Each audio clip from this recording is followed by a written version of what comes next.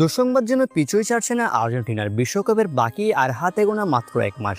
এবার ইনজুরিতে পড়লেন আর্জেন্টিনার একদম main right back Nahuel Molina. সেই সাথে ইনজুরি থেকে মাত্রই ফিরেছেন আর্জেন্টিনার অন্যতম সেরা ডিফেন্ডার লিসান্দ্রো মার্টিনেজ।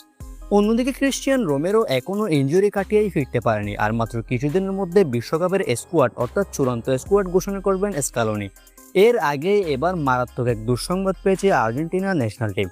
দর্শক, আর্জেন্টিনার ফুটবলের অন্যতম সেরা রাইট ব্যাক, যে কিনা 2022 কাতার বিশ্বকাপে আর্জেন্টিনার বিশ্বকাপ জয়ের অন্যতম হিরো, তিনি এবার ইনজুরিতে পড়েছেন, নাহুয়েল মোলিনা।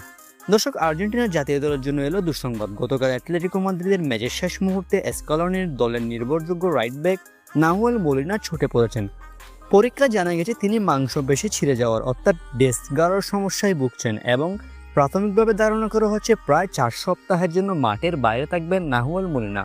অর্থাৎ প্রায় 1 মাসের জন্য মাঠের বাইরে থাকতে হবে আর্জেন্টিনার এই রাইট ব্যাককে। এই ঘটনায় আর্জেন্টিনা দলের কোচিং স্টাফ এবং মেডিকেল টিমের মধ্যে উদ্বেগ তৈরি হয়েছে। 2022 কাতার বিশ্বকাপের নকআউট পর্বে নেদারল্যান্ডসের বিপক্ষে ক্রুশিয়াল মোমেন্টে নাহুয়েল মোলিনা সেই গোলটা না করলে হয়তোবা আর্জেন্টিনা বিশ্বকাপে জিততে পারত না। মোলিনা কতটা গুরুত্বপূর্ণ সেটা অ্যাথলেটিকোর হয়ে তার সাম্প্রতিক পারফরম্যান্সেই আমরা অনুমান করতে পারি। দর্শক, নাহুয়েল মোলিনা 1 মাসের জন্য মাঠের বাইরে থাকলে এখনো বলা যাচ্ছে না 26 বিশ্বকাপে সে অন্তর্ভুক্ত হবে কিনা, কেননা বিশ্বকাপের স্কোয়াড ঘোষণা করতে 1 মাস বাকি নেই। এর আগে স্কোয়াড ঘোষণা করে দিবে। এখন দেখার বিষয় শেষ পর্যন্ত চোট কতটুকু গুরুতর হয়। দর্শক, আপনার মতে নাহুয়েল মোলিনা কি পারবে বিশ্বকাপে অংশগ্রহণ করতে? আপনার কি মনে হয়? কমেন্ট করে আপনার মতামতটি আমাদেরকে জানিয়ে দিতে পারেন।